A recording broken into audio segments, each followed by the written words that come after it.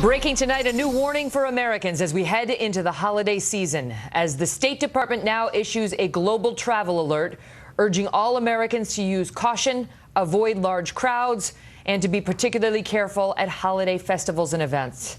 Welcome to the Kelly File, everyone. I'm Megyn Kelly, on assignment tonight in Washington, D.C. These types of alerts are usually issued when there is a higher threat level and specifically refer to overseas travel. However, there have not been many of these over the past few years. Right now, it would seem that authorities believe the likelihood of terror attacks will continue. This, of course, follows the devastating attacks on Paris that claimed 130 lives. At this hour, an international manhunt is underway for fugitive suspect Salah Abdeslam. He is the man who was stopped by police after the attacks but was let go. Earlier today, a French street cleaner found what appeared to be an explosive vest, similar to the one used in the November 13th attack. Authorities now trying to figure out whether it belonged to this man who is suspected of slipping across the French border into Belgium. And it was there late last night that some 21 people were rounded up in terror raids. Most have since been released, but we understand 4 suspects have been arrested and charged with terror-related offenses in recent days. Meantime, the Belgian capital remains virtually locked down. The schools, the subways closed over what is being described as a serious and imminent threat to the city.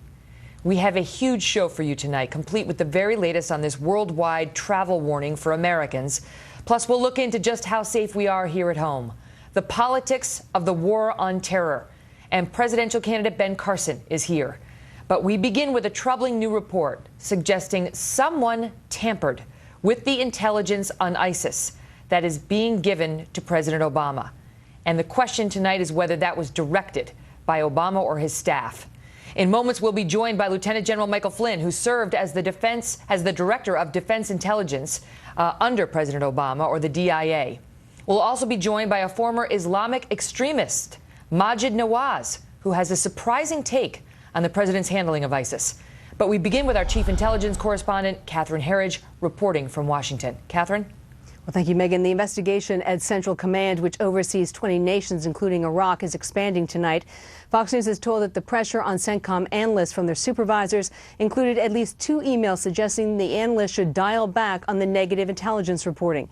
A former Pentagon official said there was apparently an attempt to destroy these communications. Those familiar with the intelligence leading up to the ISIS land grab in 2014 say there were multiple intelligence reports from the CIA and military intelligence warning about the rapid rise of ISIS in Iraq, North Africa, as well as Egypt. The intelligence was stark, and any manipulation of the CENTCOM reports was not enough to justify the president's JV comments. Despite the warnings, the official who was part of the White House discussions said the administration kept, quote, kicking the can down the road, adding the president didn't want to hear it, a charge described as baseless today at the White House briefing. What the president has long said, and what he said again in that news conference, is that he has made quite clear to military leaders and to intelligence officials that he's looking for the best, most accurate assessment of what's actually happening that he can possibly get, because that's only going to improve his ability to make decisions about policy to address the situation on the ground. And tonight, Fox News confirming that the chairman of the Joint Chiefs, General Joe Dunford, is requesting a new report from the Defense Intelligence Agency on ISIS, which reflects the recent airstrikes by Russia, the Paris terror attacks, and the bombing of a Russian jet last month.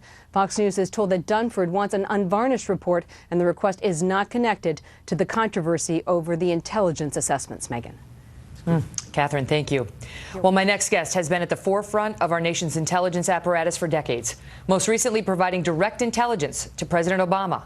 He is aware of most everything the president received from 2011 to 2014, including intelligence on terrorism in the Middle East and the rise of ISIS. He has even sat down to speak with terrorists, and he's seen a lot of dead ones, too. Retired Lieutenant General Michael Flynn served as director of the Defense Intelligence Agency under President Obama from 2012 to 2014. Before that, he served as director of intelligence at United States Central Command, or CENTCOM, which oversees the Middle East. Great to see you, General. Thank you for being here. Thanks for having me. So you were there. You know what President Obama saw every day from 2011 to 2014. You tell us what was said about ISIS. Yeah, so let me just start by saying that intelligence doesn't start and stop at Central Command. There are 16 intelligence agencies. There's 5 large ones, and there's 2 that provide what we call all-source intelligence assessments. Those are the most important ones that go into the White House. And I will tell you that the accuracy and the warnings that have been provided on the rise of radical Islamists over the last few years have been very, very clear. So what the president has actually received from the national intelligence system is pretty good intelligence, and I would say it's very accurate. So what he's done with that intelligence, you know, from what we can tell right now, is you know, he's taken on this really lousy policy. But before we get to the policy, because I want to stick to what they know, because even today the White House was not refuting assertions that they had put out earlier that President Obama was surprised. He was surprised at the strength of ISIS. You were in a position to know. Is that true? Was he surprised when ISIS took off? Did he have reason to be? There was so much activity and so much, I think, accurate reporting coming out of all parts of our intelligence system that were going into the U.S. intelligence system and into the White House.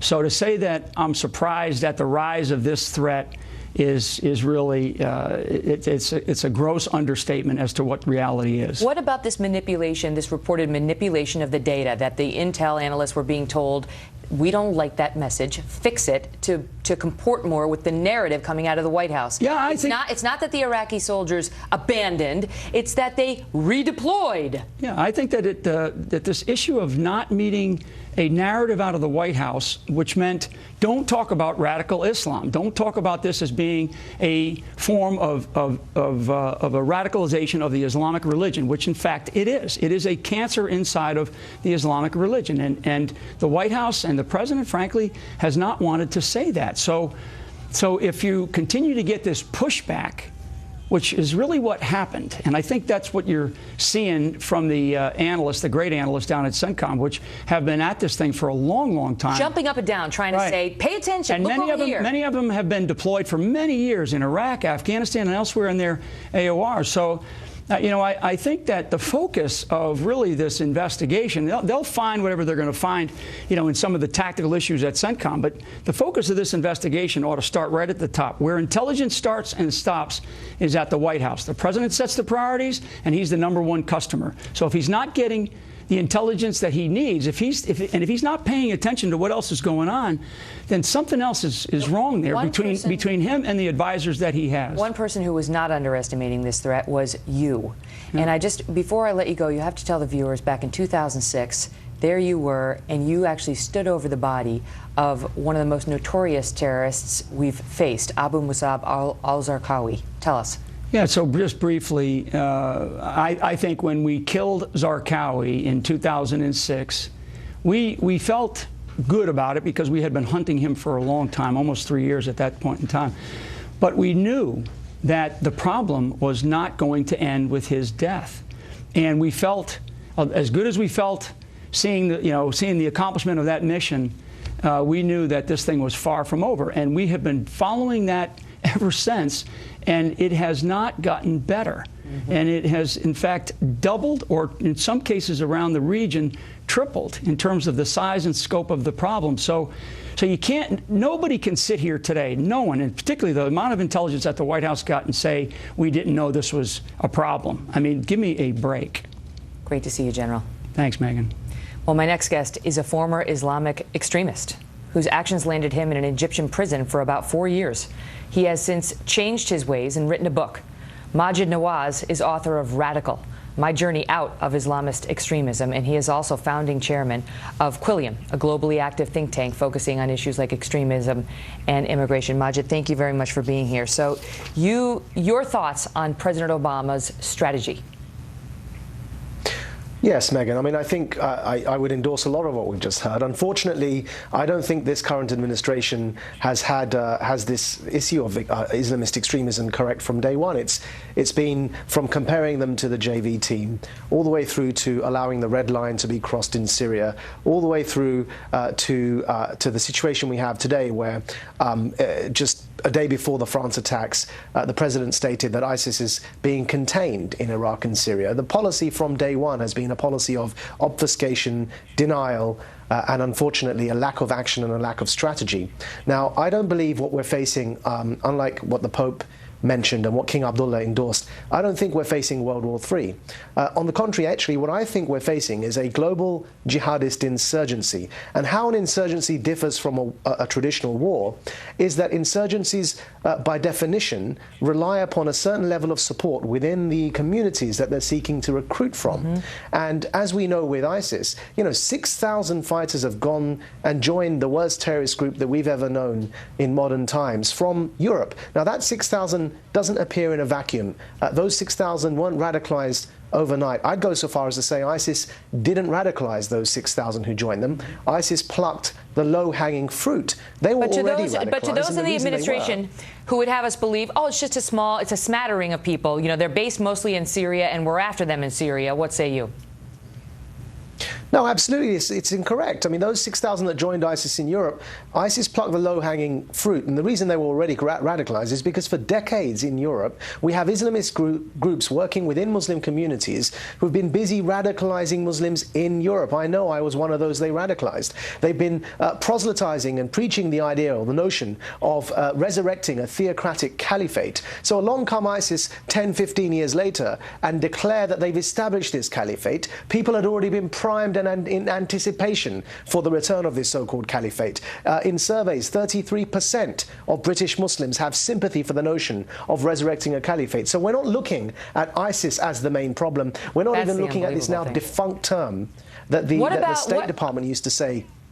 Radical Islam. I want to talk to you about that because the president says, and his supporters, Hillary Clinton, we don't say radical Islam. It's just going to alienate mainstream Muslims. Your thoughts on that?